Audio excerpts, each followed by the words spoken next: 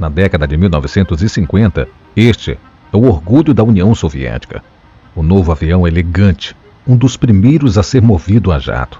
Ele voa mais rápido, mais longe e é uma vitrine de tecnologia soviética. Mas há algo de errado com este avião, porque ao longo de alguns meses, aviões como este estiveram envolvidos em uma série de incidentes verdadeiramente bizarros. Esses aviões não estão apenas caindo, eles estão sendo arremessados do céu, às vezes por vários milhares de quilômetros, deixando os investigadores correndo atrás de respostas. A década de 1950 foi o início de um boom nas viagens aéreas comerciais.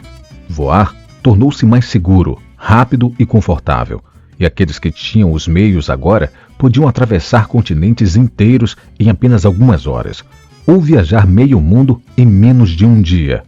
As viagens aéreas haviam entrado em uma era de ouro, pelo menos no mundo ocidental, porque na União Soviética, voar era radicalmente diferente. Os aviões soviéticos estavam pelo menos uma ou duas gerações atrás dos designs ocidentais. Eles eram mais lentos, menores e ofereciam pouco conforto. Pior ainda, eles não podiam voar muito longe. E em um país tão grande quanto a União Soviética, isso era um problema.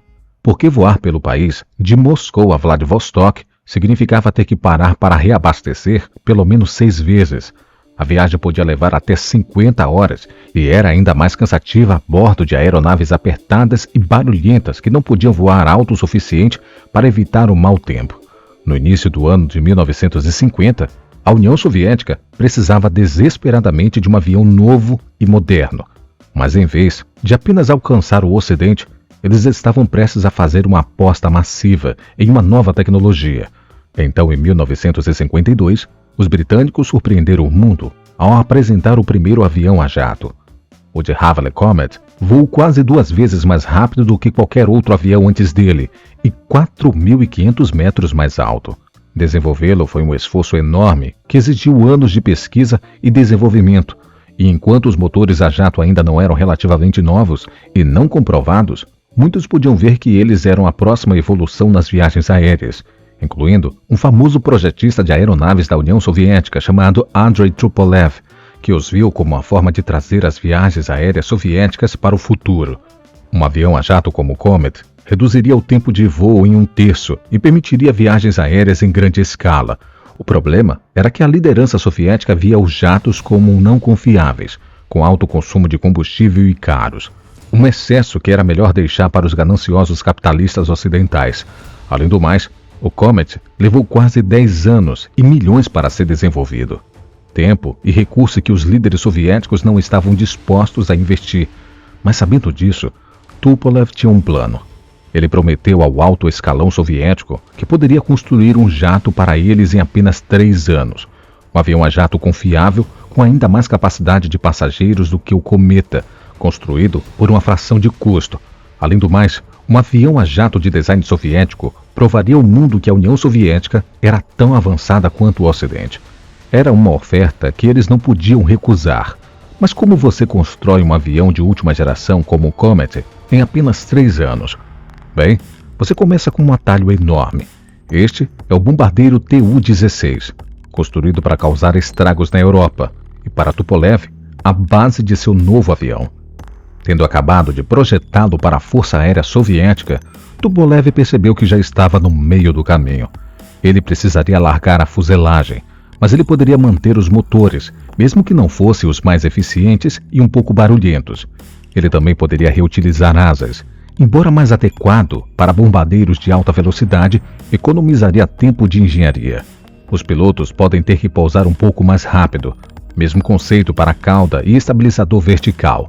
Eles poderiam ser amplamente reduzidos. Trem de pouso, aviônicos e outros componentes também podem ser retirados da linha de montagem do bombardeiro. Os componentes militares pesados somariam quase 100.000 libras.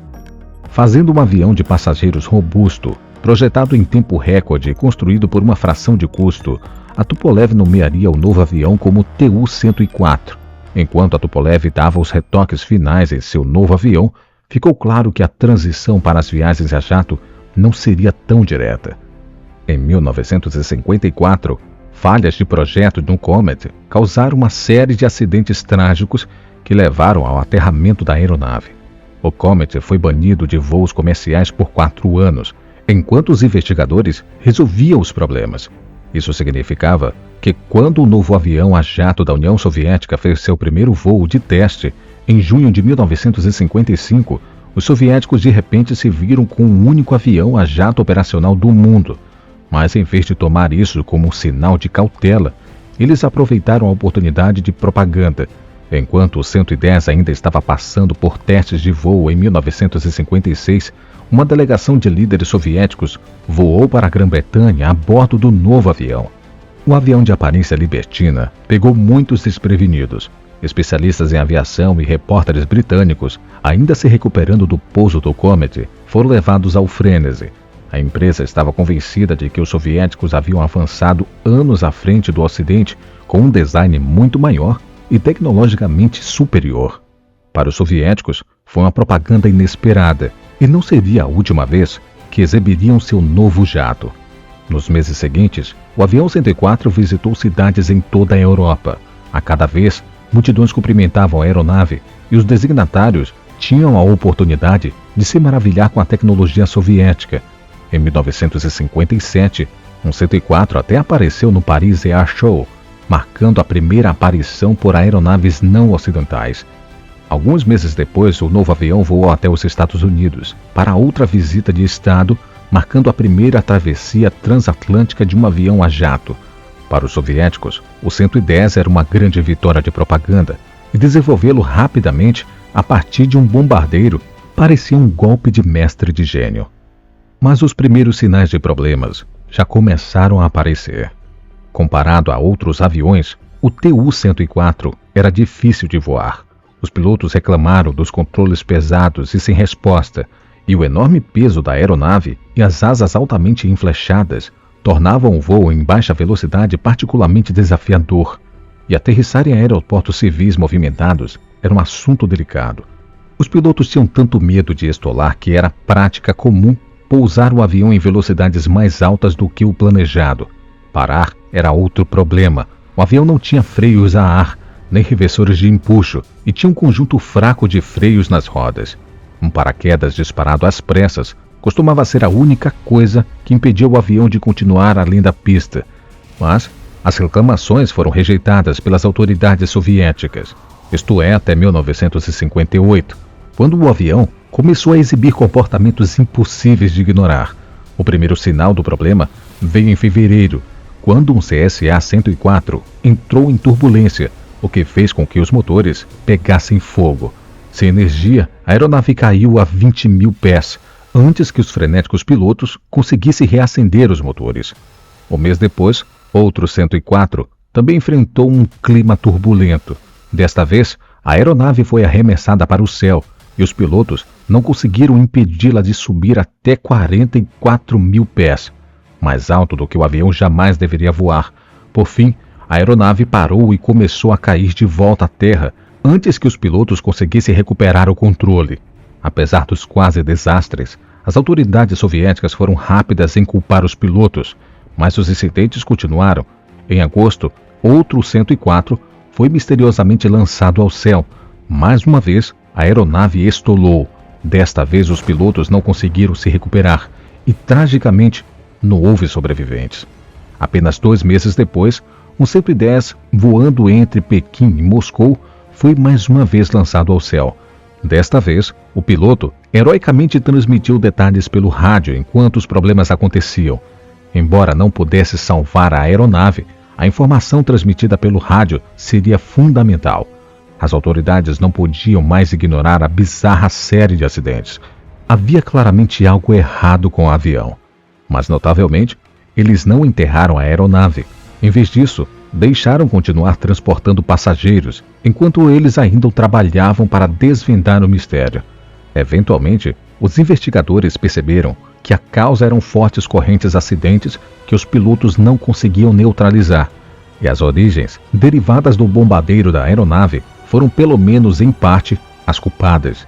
A maior cabine pressurizada do 104 tendia a ser seu controle de gravidade deslocado para trás, dependendo de como a aeronave era carregada. Isso significa que havia uma tendência natural de subir em uma corrente ascendente, e o 104 não era poderoso o suficiente para neutralizar essas forças, deixando os pilotos indefesos.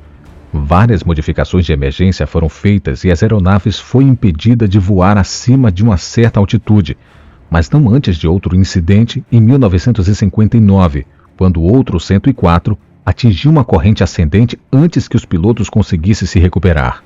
Uma falha crítica do projeto custou 144 vidas, e embora fossem feitas correções, a aeronave ainda iria ganhar uma extensa falha e causar outros acidentes.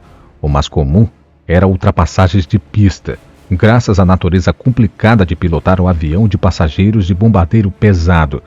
Quase 1 a cada 5 Tu-104 construídos acabaria destruído em acidentes, mas, dada a natureza secreta da União Soviética, esses incidentes receberam poucas notícias. Mesmo assim, o avião desenvolveu uma reputação notória entre o público viajante, mesmo se tornando o tema de uma canção folclórica dos anos de 1960. Com os britânicos, os soviéticos pagaram caro com o pioneirismo das viagens a jato, mas em 1958, o Comet havia sido fortemente redesenhado e estava de volta ao serviço. E os americanos introduziram seu próprio avião a jato. E qualquer valor programado que o avião 110 uma vez tinha, se foi. Mas o primeiro avião a jato da União Soviética desenhou um papel vital na modernização das viagens aéreas dentro do país. Para acomodar o jato, os sistemas de controle de tráfego aéreo foram modernizados, novos terminais foram construídos e as pistas da União Soviética foram alongadas, que as lições operacionais aprendidas com o 104 ajudariam a pavimentar o caminho para o futuro da União Soviética. Espero que você tenha gostado do conteúdo. Se inscreva no canal se você ainda não é inscrito, deixe seu like, também deixe nos comentários a sua opinião sobre o tema. Eu vou ficando por aqui e até o próximo vídeo.